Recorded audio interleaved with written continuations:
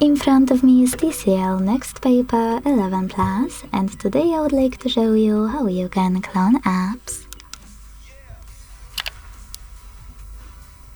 Begin by opening Settings and scrolling down to click on Apps.